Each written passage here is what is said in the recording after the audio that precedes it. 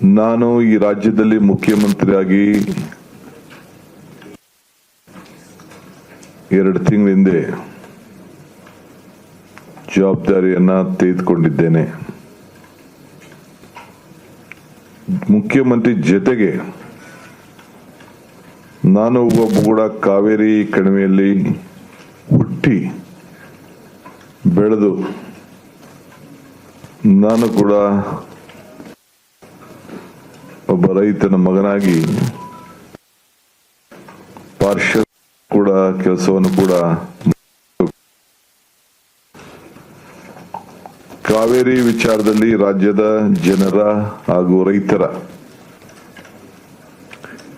ರಕ್ಷಣೆಗೆ ನಾನು ಮತ್ತು ನಮ್ಮ ಸರ್ಕಾರ ಎರಡು ಆಗಿದೆ. ಯಾರಿಗೂ ಕೂಡ ಈ ರಾಜ್ಯದ ಯಾವ ತರದ ಅನುಮಾನ ಎಲ್ಲ ಸಂದರ್ಭದಲ್ಲೂ ಕೂಡ ನಮ್ಮ ರಾಜ್ಯದ ಹಿತವನ್ನ ಯಾರಿಗೂ ಕೂಡ ಅನ್ಯಾಯ ಆಗದ ರೀತಿಯಲ್ಲಿ ಆಡಳಿತವನ್ನ ನಮ್ಮ ಸರ್ಕಾರ ಬಂಗಾರಪ್ಪನವ್ರ ಕಾಲದಿಂದ ಹಿಡಿದು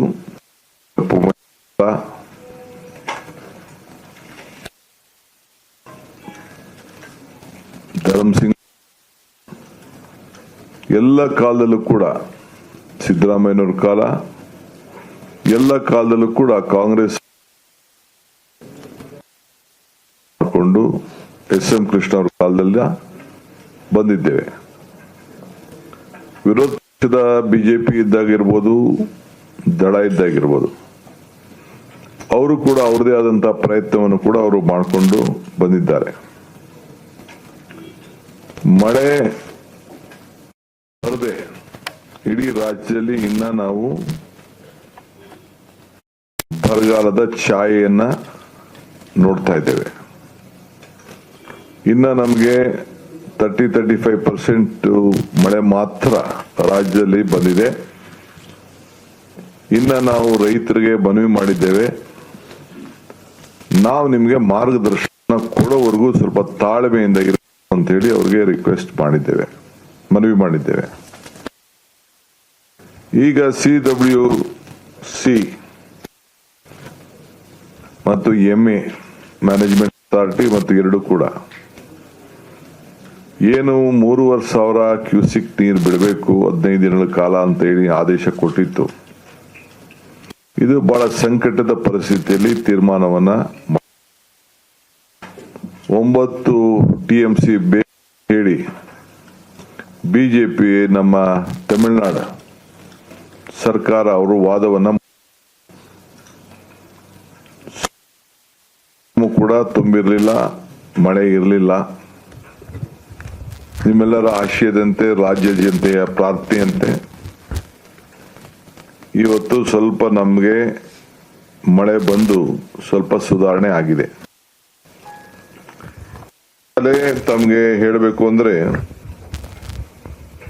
ಈಗ ಬೆಳಗ್ಗೆ ಈ ಮಧ್ಯಾಹ್ನ ಬಂದಿರುವಂತ ನನಗೆ ಮಾಹಿತಿ ಪ್ರಕಾರ ಕಬಿನಿಲಿ 24,000 TMC ನೀರು ಇನ್ಫ್ಲೋ ಕ್ಯೂಸಿಕ್ 24,000 ಬರ್ತಾ ಇದೆ. KRS ಅಲ್ಲಿ 22,000 ನೀರು ಬರ್ತಾ ಇದೆ. ಸ್ವಲ್ಪ ಕೊಡಗಿನಲ್ಲಿ ಮಳೆ ನಿನ್ನೆಕಿನ ಈ ಮಧ್ಯಾಹ್ನ ಬೆಳಗ್ಗೆಯಿಂದ ಸ್ವಲ್ಪ ಕಡಿಮೆ ಆಗಿದೆ. ಹೇಮಾವತಿ ಕ್ಯೂಸಿಕ್ ಹರಿವು ಬರ್ತಾ ಇದೆ. ಆರಂಗಿಲಿ 10,430 ಕ್ಯೂಸಿಕ್ ನೀರು ಅಲ್ಲಿ ಬರ್ತಾ ಇದೆ. ಒಟ್ಟು 60,378 ಕ್ಯೂಸಿಕ್ ಅಷ್ಟು ಈಗ ಒಳಹರಿವು ಕಾಣ್ತಾ ಇದೆ.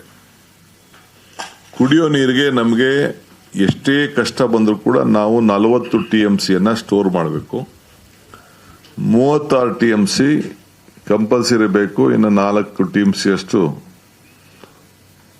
ಏನು ನಮ್ಮ ಡ್ರೈಗೆ ಮತ್ತೊಂದು ಅವಕ್ಕೆ ಅದನ್ನು ನಾವು ಗಮನದಲ್ಲಿ ಇಟ್ಕೊಳ್ಬೇಕು. ಈಗ ನಮ್ಮೆಲ್ಲ ರಾಷ್ಟ್ರೀಯ ನಾಯಕರುಗಳು, ಇಲ್ಲಿ ಬಂದಿದ್ದಂತ ಮಾಜಿ ಮುಖ್ಯಮಂತ್ರಿಗಳು ಮತ್ತು ಕೇಂದ್ರದ ಮಂತ್ರಿಗಳು, ಅವರೆಲ್ಲ ವಿಭಿನ್ನವಾದಂತ ಅನೇಕ ಒಳ್ಳೊಳ್ಳೆ ಸಲಹೆಗಳನ್ನ ರಾಜ್ಯದ ಹಿತಕ್ಕೆ ಕೊಟ್ಟಿದ್ದಾರೆ. ಅವರೆಲ್ಲರೂ ಕೂಡ ಇವತ್ತು ಸರ್ಕಾರದ ಪರವಾಗಿ ಸಂಸತ್ ಸದಸ್ಯರಿರ್ಬೋದು, ವಿರೋಧ ಪಕ್ಷದ ನಾಯಕರುಗಳಿಗೆ ಬಸವರಾಜ ಬೊಮ್ಮಾಯಿ ಅವರು, ಕುಮಾರಸ್ವಾಮಿ ಅವರು, ಸದಾನಂದ ಗೌಡರು, ವೀರಪ್ಪ ಮೊಯ್ಲಿ ಅವರು, ನಾರಾಯಣಸ್ವಾಮಿ ಅವರು, ಬಾಬುರವರು ಮತ್ತು ಇನ್ನೆಲ್ಲ ಶೋಭಕ್ಕ ಅವರು, ವಿಶೇಷವಾಗಿ ಯಡಿಯೂರಪ್ಪನವರು, ನಮ್ಮ ಮಾಜಿ ಮುಖ್ಯಮಂತ್ರಿಗಳಂತ ಸಿದ್ದರಾಮಯ್ಯನವರು, ವೀರಪ್ಪ ಮೊಯ್ಲಿಯವರು, ಅವರೆಲ್ಲರೂ ಕೂಡ ಅವರು ಕೂಡ ಭಾಗಿಯಾಗಿ ಅವ್ರದೇ ಆದಂಥ ಮಾರ್ಗದರ್ಶನವನ್ನು ಕೊಟ್ಟಿದ್ದಾರೆ. ನಮ್ಮ ಮಾಜಿ ನೀರಾವರಿ ಸಚಿವರುಗಳಂತ ಎಚ್.ಕೆ. ಪಾಟೀಲ್ ಮತ್ತು ನಮ್ಮ ಎಂ.ಬಿ. ಪಾಟೀಲ್ ಅವರು ಕೂಡ ಅವರ ಅಭಿಪ್ರಾಯ ಕೂಡ ತಿಳಿಸಿದ್ದಾರೆ. ನಮ್ಮ ಲೀಗಲ್ ಅಡ್ವೊಕೇಟ್ ಜನರಲ್ ಕೂಡ, ನಾನು ಇನ್ನೂ ದೊಡ್ಡ ಲೀಗಲ್ ಟೀಮ್ನೆಲ್ಲ ನಾನು ಆಹ್ವಾನಿಸಿದ್ದೆ. ಸೊ ಅವ್ರ ಪರವಾಗಿ ನಾನೇ ಕೆಲವು ವಿಚಾರವನ್ನು ಹಂಚಿದ್ದೇನೆ, ತಿಳಿಸಿದ್ದೇನೆ. ಡೆಲ್ಲಿ ಟೀಮ್ ಕೂಡ ಬಂದಿತ್ತು. ಅವರು ಕೂಡ ಕೆಲವು ನಮ್ಮ ವರ್ಚುವಲ್ ಅಲ್ಲೂ ಕೂಡ ಕೆಲವರೆಲ್ಲ ಈ ಸಭೆನ ಕಂಪ್ಲೀಟ್ ಅವರು ವೀಕ್ಷಣೆ ಕೂಡ ಮಾಡ್ತಾ ಇದ್ರು. ಸೊ ಅಡ್ವೊಕೇಟ್ ಜನರಲ್ ಕೂಡ ಈಗ ಏನು ಪರಿಸ್ಥಿತಿ ಇದೆ ಅನ್ನೋದನ್ನ ಅವರು ಕೂಡ ಮುಂದೆ ನಾವು ಏನು ತೀರ್ಮಾನವನ್ನು ಮಾಡಬೇಕಾಗ್ತದೆ ಅಂತೇಳಿ ಅವರು ತಿಳಿಸಿದ್ದಾರೆ. ಸೊ ಕೆಆರ್ಎಸ್ ಡ್ಯಾಮ್ನಲ್ಲಿ ಸ್ವಲ್ಪ ಗಮನಕ್ಕೆ ಬರ್ತಾ ಇದೆ, ಬಟ್ ಈಗ ಮಧ್ಯಾಹ್ನದಿಂದ ಸ್ವಲ್ಪ ನಿಂತಿದೆ. ಹೇಮಾವತಿಯಲ್ಲಿ ಕೂಡ ಆಗಿದೆ. ಕುಡಿಯೋ ನೀರಿಗೋಸ್ಕರ ಕೆರೆಗಳನ್ನು ತುಂಬಲಿಕ್ಕೆ ಈಗಾಗಲೇ ಕುಡಿಯೋ ನೀರಿಗೆ ಮಾತ್ರ ಈಗಾಗಲೇ ನಾವು ಅವ್ರಿಗೆ ಸ್ವಲ್ಪ ನೀರನ್ನ ನಮ್ಮ ಚಾನೆಲ್ಗಳ ಡ್ಯಾಮ್ ಇದನ್ನ ನಮ್ಮ ಕೆರೆ ಕಟ್ಟೆಗಳಿಗೆ ಬಂದಿದ್ದೇವೆ. ಅವರು ಕೂಡ ಬಿಜೆಪಿ ನಮ್ಮ ತಮಿಳುನಾಡು ಸರ್ಕಾರ ಅವರು ಕೂಡ ಕುಡಿಯೋ ನೀರು ಬಗ್ಗೆ ಅವರು ಒತ್ತನ್ನು ಕೊಟ್ಟು ಅವರು ನಮಗೆ ಸಹಾಯ ಮಾಡಬೇಕು ಅಂತ ಹೇಳಿ ಕುಡಿಯೋ ನೀರಿಗೆ ಹೇಳಿದ್ದಾರೆ. ಅಲ್ಲೂ ಕೂಡ ಸ್ವಲ್ಪ ಬಹಳ ಬೋರ್ವೆಲ್ಗಳ ನೀರಿನಲ್ಲಿ ವ್ಯವಸಾಯಕ್ಕೆ ಕೂಡ ಕೈಗೊಂಡದ್ದು ನಾವೆಲ್ಲ ಗಮನಿಸಿದ್ದೇವೆ. ಆದರೆ ಸಂಕಟದ ಸೂಚನೆ ಇದೆ, ಅದರ ಬಗ್ಗೆ ನಾವು ಬಹಳ ಪರಿಣಾಮಕಾರಿಯಾಗಿ ಕಾನೂನು ಚೌಕಟ್ಟಿನಲ್ಲೇ ಗಮನ ಇಟ್ಕೊಂಡು ಕಾನೂನಿನ ತಜ್ಞರನ್ನೇ ಅವರ ಜೊತೆ ಚರ್ಚೆಯನ್ನು ಮಾಡಿ ಅವ್ರನ್ನ ವಿಷಯ ತಿಳ್ಕೊಂಡು ಅನೇಕ ತೀರ್ಮಾನ ಕೂಡ ಇದೆ. ಇದನ್ನ ಫಸ್ಟ್ ಸ್ಟೇಜ್ ಅಲ್ಲಿ ನಾವಿದ್ದೇವೆ. ಇನ್ನ ಇಡೀ ವರ್ಷ ಜನವರಿವರೆಗೂ ಕೂಡ ಅನೇಕ ಸಂದರ್ಭಗಳಲ್ಲಿ ಪ್ರತಿ 15 ದಿನಕ್ಕೆ ನಮ್ಮ ಮ್ಯಾನೇಜ್ಮೆಂಟ್ ಇವರಾಗ್ಲಿ CWC ಅವರಾಗ್ಲಿ ಕೂಡ ಮೀಟಿಂಗ್ ಗಳನ್ನ ಮಾಡಂತ ಎಲ್ಲ ಲಕ್ಷಣಗಳು ಜವಾಬ್ದಾರಿ ಇದೆ. ಅದರಿಂದ ನಾವು ಬಹಳ ಮಾಡಬೇಕಾಗ್ತದೆ. ಈಗ ಜೂನ್ ನಲ್ಲಿ ಹಿಂದೆ ಎಲ್ಲ ನಾವು 9.19 TMC ನೀರನ್ನ ನಾವು ಬಿಟ್ಟಿದ್ದು. ಆದರೆ ಈ ವರ್ಷ ಬರೀ 2.9 TMC ಮಾತ್ರ ಈ ವರ್ಷ ಬಿಟ್ಟಿದ್ದೇವೆ. ಜುಲೈಯಲ್ಲಿ 31 TMC ಬಿಟ್ಟಿದ್ದು ಕಳೆದ ವರ್ಷ. ಈಗ 0.7 TMC ಮಾತ್ರ ಹೋಗಿದೆ. ಈಗ 40 TMC ನಾವು ಈ ವರ್ಷ ಬಿಡಬೇಕು ಜುಲೈನಲ್ಲಿ. ಅದನ್ನ 40 TMC ಬದಲು ಬರೀ 3.6 TMC ಇದಕ್ಕೆ ಮಾಡಿದೆ. ಇಲ್ಲಿವರೆಗೂ ನಾವು ಯಾವ ಡ್ಯಾಮ್ನಿಂದ ಕೂಡ ಬಿಡುಗಡೆ ನಾವು ಮಾಡಿರಲಿಲ್ಲ. ಮಧ್ಯಾಹ್ನ ನಂತರ ನಾವು ಅದನ್ನ ನೀರನ್ನ ಕಂಟ್ರೋಲ್ ಮಾಡಲಿಕ್ಕೆ ಸಾಧ್ಯ ಇಲ್ಲ. ಡ್ಯಾಮ್ನ ಸೇಫ್ಟಿಗೋಸ್ಕರ ಅಲ್ಲಿ ಏನು ನಮ್ಮ 2-3 ಅಡಿನ ಸ್ವಲ್ಪ ಕಂಟ್ರೋಲ್ ಇಟ್ಕೊಂಡು 3-4 ಕಂಟ್ರೋಲ್ ಇಟ್ಕೊಂಡು ಆ ಕಬ್ರಿನ ನಾವು ನೀರನ್ನ ಹೊರಗಡೆ ಹೋಗ್ಲಿಕ್ಕೆ ನಾವು ಅನುವು ಮಾಡಿಕೊಟ್ಟಿದ್ದೇವೆ, ಆದೇಶ ಕೊಟ್ಟಿದ್ದೇವೆ. ಸೊ ಇವತ್ತು ಕಬಿನಿಲಿ ಈಗಾಗಲೇ ಕೂಡ ತಮಗೆಲ್ಲ ಗೊತ್ತಿದೆ. ಇವತ್ತು ಇನ್ನೊಂದು ಬಹಳ ಪ್ರಮುಖವಾದಂತ ವಿಚಾರ ಏನಪ್ಪಾ ಅಂದ್ರೆ ಎಲ್ಲ ಸಂಸತ್ ಸದಸ್ಯರು ಮತ್ತು ಎಲ್ಲ ವಿರೋಧ ಪಕ್ಷದ ನಾಯಕರು ಎಲ್ಲರೂ ಕೂಡ ಸರ್ಕಾರಕ್ಕೆ ನಾವು ಒಮ್ಮತದ ನಿಮ್ಮ ತೀರ್ಮಾನಕ್ಕೆ ನಾವು ಬದ್ಧರಾಗಿದ್ದೇವೆ. ಇನ್ನು ಕೆಲವು ಸಲಹೆಗಳನ್ನು ಕೊಟ್ಟಿದ್ದಾರೆ. ಆ ಸಲಹೆಗಳನ್ನು ನಾನು ಕಾನೂನಿನ ಚೌಕಟ್ಟಿನಲ್ಲಿ ನಮ್ಮ ಹಿರಿಯರ ತಜ್ಞರು ಮತ್ತು ನಮ್ಮ ಲೀಗಲ್ ಟೀಮ್ ಹತ್ರ ಮಾಡಿ ಮತ್ತು ನನ್ನ ಸಹೋದ್ಯೋಗಿಗಳ ಹತ್ರ ಯಾರು ಮಿನಿಸ್ಟರ್ಸ್ ಇರಿಗೇಷನ್ ಇರ್ಬೋದು, ಡೆಪ್ಟಿ ಸಿಎಂ ಇರ್ಬೋದು, ರೆವಿನ್ಯೂ ಇರ್ಬೋದು, ಯಾರ್ಯಾರು ಆ ಭಾಗದಿಂದ ಪ್ರತಿನಿಧಿಸ್ತಾರೆ ಅವರೆಲ್ಲರೂ ಕೂಡ ಅವರ ಅನುಭವದ ಮೇರೆಗೆ ಚರ್ಚೆ ಮಾಡಿ ಕೆಲವು ಅಭಿಪ್ರಾಯಕ್ಕೆ ನಾನು ಬರೋನಿದ್ದೇನೆ. ಇನ್ನೊಂದು ಕೆಲವರೆಲ್ಲ ಪ್ರತಿಭಟನೆಗಳು ಕೂಡ ಇಲ್ಲೆಲ್ಲ ಮಾಡ್ಕೊಂಡು ಬರ್ತಾ ಇದ್ದಾರೆ. ಆದರೆ ಪ್ರಕೃತಿ ಕೂಡ ಇವತ್ತು ಇದೆ. ದೇವರ ಕೃಪೆ ವರ್ಣ ನಮಗೆ ಇವತ್ತು ಸ್ವಲ್ಪ ಶಾಂತಿ ವಾತಾವರಣ ನಿರ್ಮಾಣ ಆಗಿದೆ. ಸೊ ನಾನೊಂದು ರಿಕ್ವೆಸ್ಟ್ ಎಲ್ಲ ಸಂಘಟನೆಗಳ ಕನ್ನಡ ಸಂಘಟನೆಗಳು, ರೈತರು ಮತ್ತು ಪಕ್ಷದ ನಾಯಕರುಗಳಿಗೆ, ಜನತಾದಳದ ನಾಯಕರುಗಳಿಗೆ ಅವರೆಲ್ಲರೂ ಕೂಡ 13ನೇ ತಾರೀಕು ಬಗ್ಗೆ ಕರೆದಿದ್ದಾರೆ. ಬಿಜೆಪಿಯವರೇನು ಅದಕ್ಕೇನು ನಿನ್ನೆ ಹೋಗಿ ಡ್ಯಾಮ್ ಮುತ್ತಿಗೆ ಹಾಕ್ಲಿಕ್ಕೆ ಪ್ರಯತ್ನ ಮಾಡಿದ್ರು. ಆಮೇಲೆ ಕೊನೆಗೆ ಅವ್ರಿಗೆ ವಿಚಾರ ಅರ್ಥ ಆಯ್ತು. ಅವರು ಕೂಡ ದೇವರಲ್ಲಿ ಹೋಗಿ ಪ್ರಾರ್ಥನೆ ಮಾಡಿದ್ದಾರೆ. ಸೊ ಇವತ್ತು JDSನವರು ಇವತ್ತು ಬೆಳಗ್ಗೆ ಬೆಂಬಲ ಕೊಟ್ಟರು ಅಂತ ಹೇಳಿ ನನಗೆ ಮಾಹಿತಿ ಬಂದಿದೆ. ನಾನು ಎಲ್ಲರಿಗೂ ಕೂಡ ರಿಕ್ವೆಸ್ಟ್ ಮಾಡ್ತೇನೆ, ಎಲ್ಲ ನನ್ನ ಕನ್ನಡ ಸಂಘಟನೆಯವ್ರ ಹತ್ರ ನಾನು ಮಾತಾಡ್ತೇನೆ. ನಾನೇ ಖುದ್ದಾಗಿ ಮಾತಾಡ್ತೇನೆ. ಕೆಲವರು ನಮ್ಮ ಮಂತ್ರಿಗಳು ಕೂಡ ಮಾತಾಡ್ತಾರೆ. ದಯವಿಟ್ಟು ಇದಕ್ಕೆ ಅವಕಾಶ ಕೊಡೋದು ಬೇಡ. ಈ ಬಂಧನಿಂದ ನಿಮ್ಗೇನು ಪ್ರಯೋಜನ ಆಗುವುದಿಲ್ಲ. ಆಲ್ ಪಾರ್ಟಿ ಮೀಟಿಂಗ್ ಅಲ್ಲೂ ಈ ತೀರ್ಮಾನ ಬಂದಿದೆ. ಆಲ್ ಪಾರ್ಟಿ ಮೀಟಿಂಗ್ ಅಲ್ಲೂ ಕೂಡ ನಾನೊಂದು ಅಪೀಲ್ ಮಾಡಬೇಕು ಸರ್ಕಾರದ ಪರವಾಗಿ ಅಂತೇಳಿ ಎಲ್ಲರೂ ಕೂಡ ಸಲಹೆಯನ್ನು ಕೊಟ್ಟಿದ್ದಾರೆ. ಆ ಸಲಹೆ ಮೇರೆಗೆ ನಾನು ಎಲ್ಲರೂ ಕೂಡ ನಿಮಗೆ ಬಂದಿಂದ, ಯಾಕೆಂದ್ರೆ ನಾವು ಏನು ಪ್ರಯೋಜನ ಆಗುವುದಿಲ್ಲ. ಯಾರ ಮೇಲೆ ಸರ್ಕಾರನೇ ನಿಮ್ಮ ಪರವಾಗಿ ನಿಂತಿರುವಾಗ, ಸರ್ಕಾರ ಮತ್ತು ಪ್ರಕೃತಿ ಎರಡೂ ಕೂಡ ನಿಮ್ಮ ಜೊತೆಯಲ್ಲಿ ನಿಂತಿ ಇದಕ್ಕೆ ದಣು ತಗೊಳ್ಬಾರದು ಅಂತೇಳಿ ನಾನು ಮನವಿಯನ್ನ ನಾನು ಈ ಸಂದರ್ಭದಲ್ಲಿ ಮಾಡಲಿಕ್ಕೆ ನಾನು ಪ್ರಯತ್ನ ಮಾಡ್ತಾ ಇದ್ದೇನೆ. ಮುಂದಕ್ಕೆ ಪ್ರತಿ ಹಂತ ಇವತ್ತು ತಮಿಳುನಾಡವರು ಕೂಡ ಅವರು ಡಿಸ್ಟೆನ್ಸ್ ಶೇರಿಂಗ್ ಬಗ್ಗೆ ಬೇಡಿಕೆ ಇಟ್ಟಿದ್ದಾರೆ. ಈ ಮಧ್ಯೆ DMK ಪಕ್ಷದವರು ಕೂಡ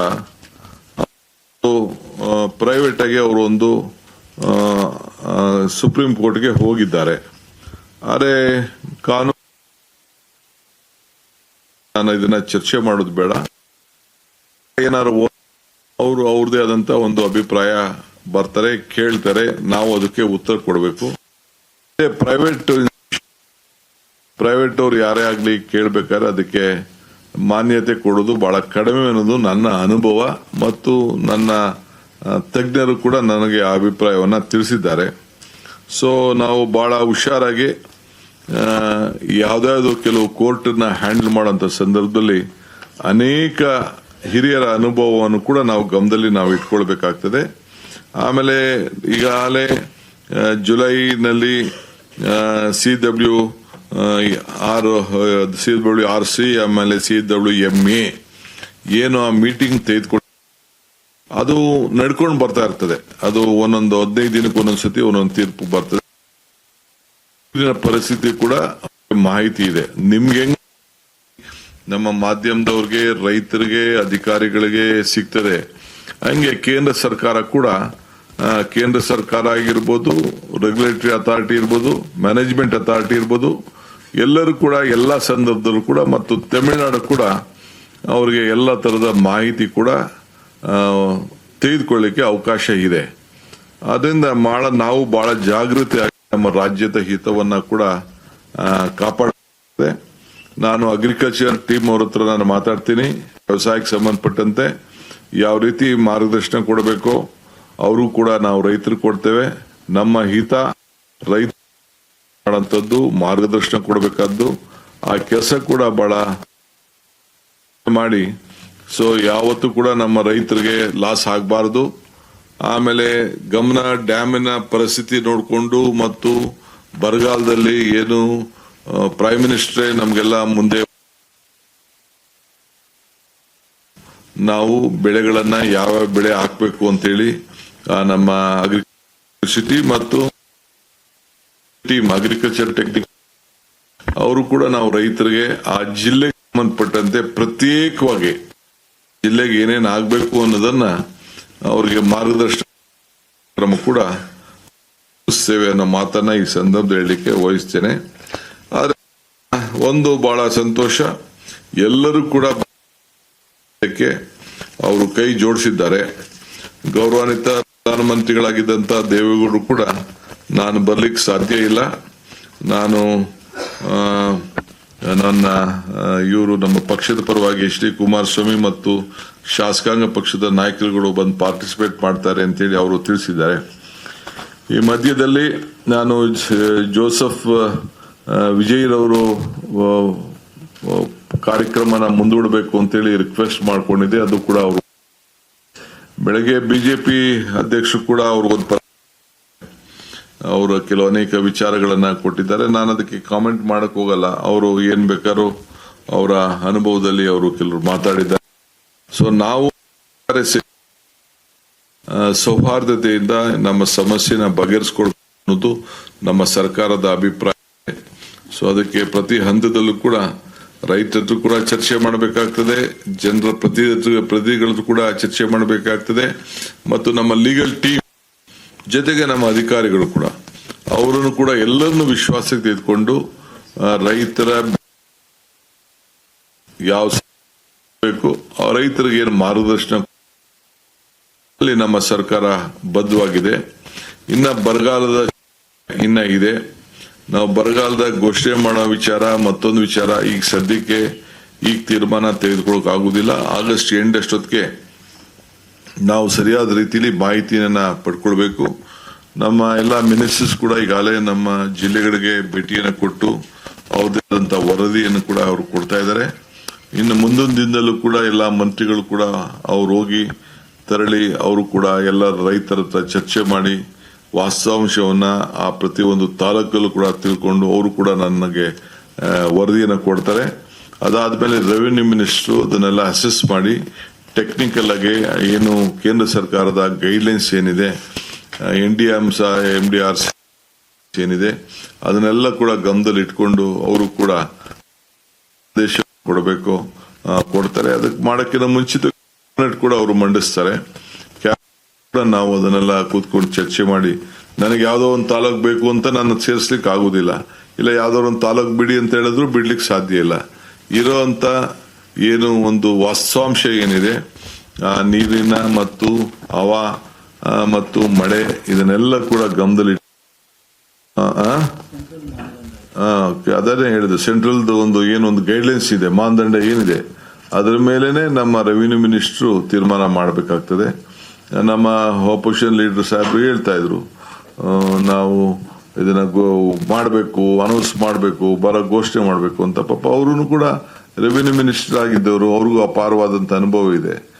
ರಾಜಕೀಯವಾಗಿ ಮಾತಾಡ್ತಾರೆ, ನಾನು ಅದನ್ನ ತಲೆ ಕೆಡಿಸ್ಕೊಳ್ಳೋದು ಬೇಡ, ಅವ್ರಿಗೂ ಅನುಭವ ಇದೆ. ಸೊ ನಮ್ಮ ರೆವಿನ್ಯೂ ಮಿನಿಸ್ಟರ್ ಕೂಡ ಇದ್ರ ಬಗ್ಗೆ ವ್ಯಾಪಕವಾಗಿ ಚರ್ಚೆ ಮಾಡಿ ಗೈಡ್ಲೈನ್ಸ್ ಎಲ್ಲ ನೋಡಿ ಆಮೇಲೆ ಫೀಲ್ಡ್ ರಿಪೋರ್ಟ್ ನ ತರಿಸ್ಕೊಂಡು ಅಧಿಕಾರಿಗಳ ಜೊತೆಯಲ್ಲಿ ನಮ್ಮ ಮಂತ್ರಿಗಳ ಹತ್ರ ಕೂಡ ತರಿಸ್ಕೊಂಡು ಅವ್ರು ಏನ್ ಘೋಷಣೆ ಮಾಡಬೇಕು ಆ ಟೈಮಲ್ಲಿ ನಾವು ಮಾಡ್ತೀವಿ. ಇನ್ನ ಬೇರೆ ನಮ್ಮ ಪೊಲಿಟಿಕಲ್ ಪಾರ್ಟಿ ಲೀಡರ್ಸ್, ಬೇರೆ ಲೀಡರ್ಸ್ ಕೂಡ ಯಾರು ಏನಾದ್ರು ಅಭಿಪ್ರಾಯ ತಿಳಿಸೋದಾದ್ರೆ ವಿ ಆರ್ ಮೋಸ್ಟ್ ವೆಲ್ಕಮ್. ನಮ್ಮ ರೆವಿನ್ಯೂ ಮಿನಿಸ್ಟರ್ಗೆ, ಡೆಪ್ಟಿ ಸಿಎಂಗೆ ತಿಳಿಸ್ಲಿ.